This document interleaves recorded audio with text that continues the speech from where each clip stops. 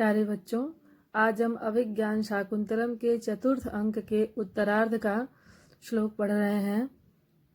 इस श्लोक का प्रसंग है कि शकुंतला अपने पिता की अनुमति से अपने पति गृह जाने को उद्यत होती है। अचानक उसे ऐसा आभास होता है कि उसको पीछे से कोई रोक रहा है, उसके वस्त्र को कोई पकड़े हुए है। तो वह पीछे पलटकर देखती है कि मुझे कौन रोक रहा है। उसके पिता उसे प्रत्युत्तर में कहते हैं कि जिस मृग को तुमने बचपन से पाला और पोसा है, वही तुम्हारे वस्त्र को पकड़ करके तुम्हें जाने से रोक रहा है।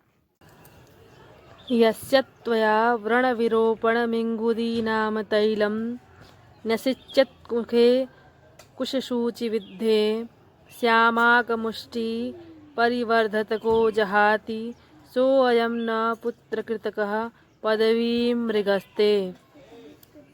इस श्लोक का प्रसंग यह है कि शकुंतला विदा लेकर के आश्रम से विदा लेकर के अपने पतिगृह को निकलती हैं।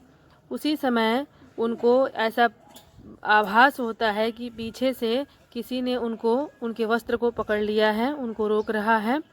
तो वह पूछती हैं कि अरे कौन है जो मेरे मार्ग को छोड़ नहीं रहा है, मुझे इस तरह से पीछे से पकड़ रहा है। और ऐसा कह के वो पीछे पलट के देखती हैं।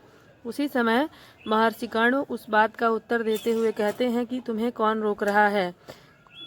उसी का वर्णन यहाँ पर है। यस्य त्वया व्रण विरोपण मिंगुदीनाम तैलम न्यसिच्यत मुखे कुशसूचि विद्धे। यस्य जिसको त्वया तुमने व्रण विरोपणम, उसके व्रण विरोपण बोलते हैं कि घाव को ठीक करने के लिए, इंगुदी नाम तैलम न्यसिच्यत, जिसको तुम्हारे द्वारा उसके घाव को ठीक करने के लिए इंगुदी का तेल न्यसिच्यत बार बार लगाया जाता था। कब लगाया जाता था? वो घाव कब होता था?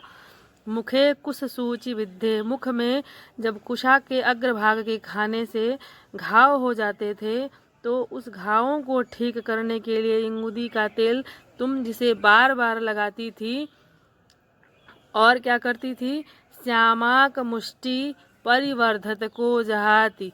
श्यामाक बोलते हैं सामा को मुट्ठी मुट्ठी ले जा करके जिसको परिवर्धित की हो, खिला करके जिसको बड़ा की हो, जिसका पालन पोषण की हो, सो अयम, वह यह, जिसको तुमने खिलाया है वह, पुत्र कृतकः, पुत्र के सदृश, मृग तुम्हारे पदवीम न जहाति, तुम्हारे मार्ग को नहीं छोड़ रहा है। अर्थात जिस मृग को तुमने उसके कुशा खाने पर जो उसके मुख में चोट लग जाती थी, उसके घाव को ठीक करने के लिए इंगुदी का तेल लगाती थी, जिसको सामा का चावल मुट्ठी से भर के ले जाकर के खिला करके पालन पोषण करती थी, वह तुम्हारा पुत्र सदृश मृग तुम्हारे मार्ग को नहीं छोड़ रहा है।